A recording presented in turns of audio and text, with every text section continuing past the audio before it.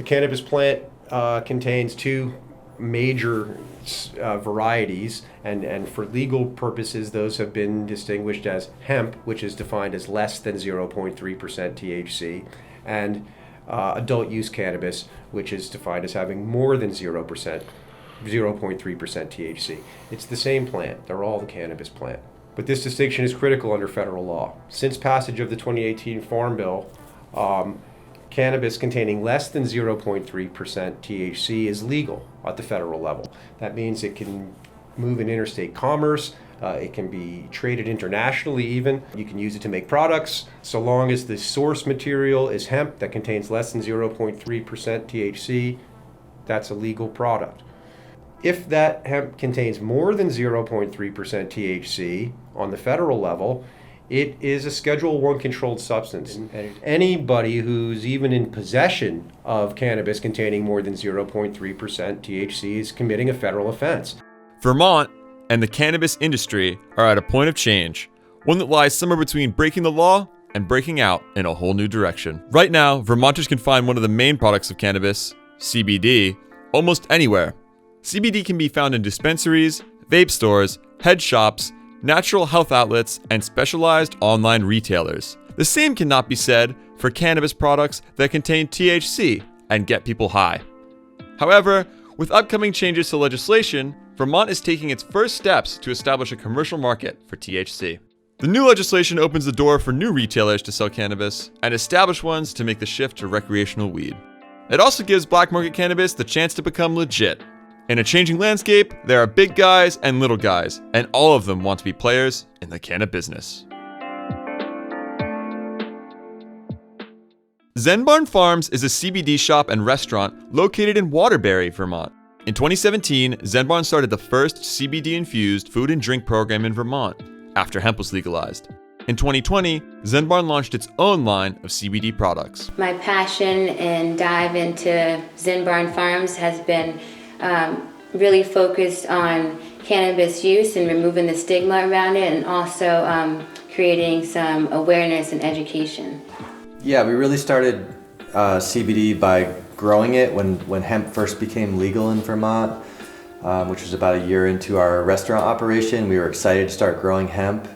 It was kind of like a childhood dream. All of a sudden we can grow this product that, we never thought we'd be able to. We used to get busted for, dime bags and things like that. And all of a sudden you can grow this product. As CBD sellers are gearing up to sell cannabis legally, there remains a healthy group of dealers and growers currently selling cannabis illegally.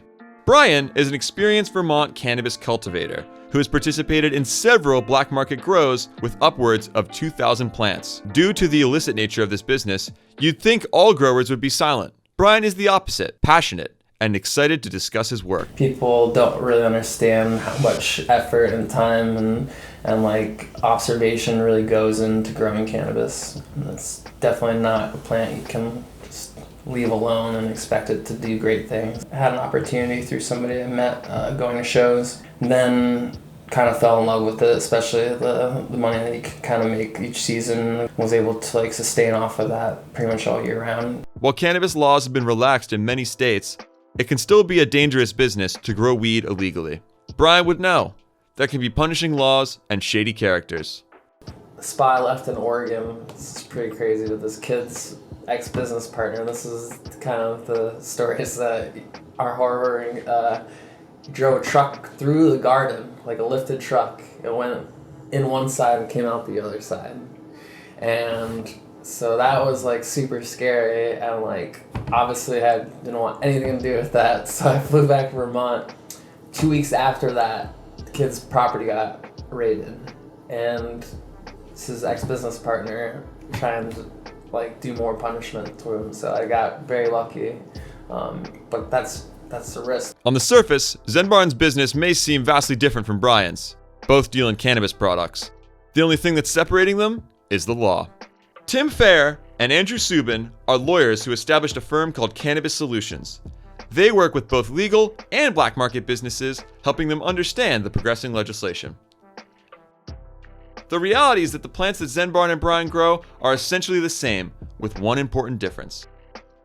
The way these states are doing this legally is to kind of just ignore the fact that it's illegal under federal law and to amend existing state law and pass new state law that creates a framework for doing this.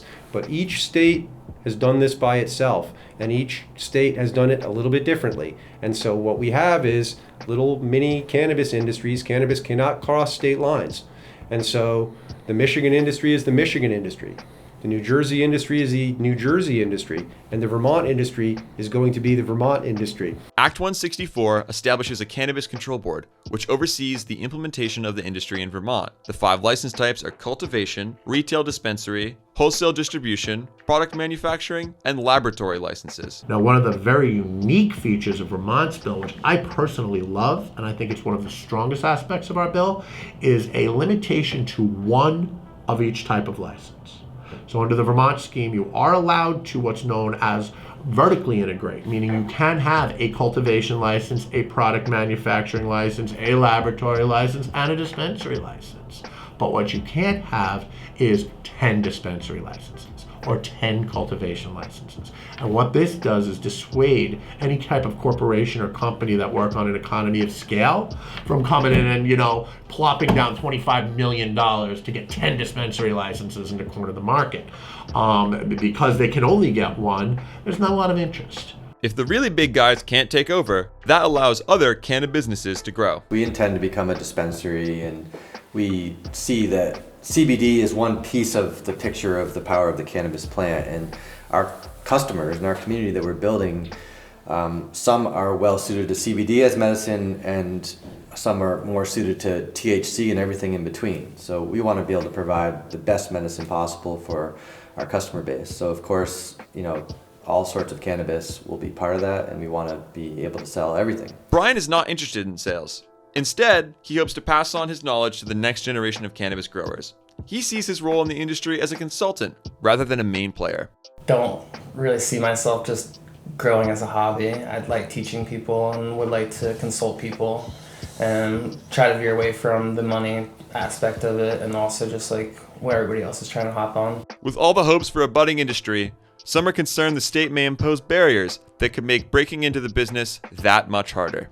I think there will be a lot of challenges as we move down the path towards recreational legalized sales of cannabis products. All of the things that you do as a regular business, say you're selling croissants, there's going to be like 20 extra rules if you're selling that cannabis product or that CBD product. We have this legal product of hemp and CBD, and it's like trying to sell, crack to children. So it's like this medicine that is extremely helpful, that is proven, that is legal, is just doesn't have like the proper laws, and there's so much baggage that they're stopping real business, and they're just further making the black market and gray market stronger.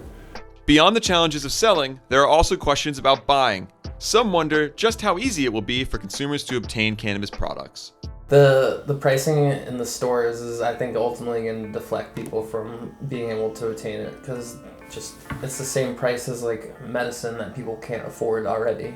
There's a lot of economic stability that can come from the legal market. So I think having any kind of dispensaries, matter the rules or not, is just a step forward. It can really only be a learning process. This leads us to believe and to think about, well, what will the Vermont industry look like, and what is Vermont's role in the national cannabis industry? Vermont has to compete with Massachusetts. It has to compete with Maine now, and New Jersey now, and ultimately New York. So when the barriers are lifted and when we have a national cannabis industry, how does Vermont compete in that environment? It's going to be hard for someone like us to succeed. We're going to need a lot of support, and none of the details of this bill are really set in stone yet. They're just starting to put together the pieces of what this is going to look like. Vermont is going to compete the way it competes in microbrewed beer, and the way it competes in Ben & Jerry's ice cream, and the way it competes in Cabot cheddar cheese. Vermont is going to achieve success in cannabis by creating small, craft, high-quality flower and edibles. This is only the beginning of a larger shift in the cannabis industry. Legal sales of recreational cannabis could mean big money, But the path ahead isn't without risk. There are questions as to how easy it will be to succeed within the bounds of government regulations. For consumers, getting weed could be as commonplace as buying alcohol. Nationally, it's a rapidly changing landscape, as Vermont will be joining the Canna-business.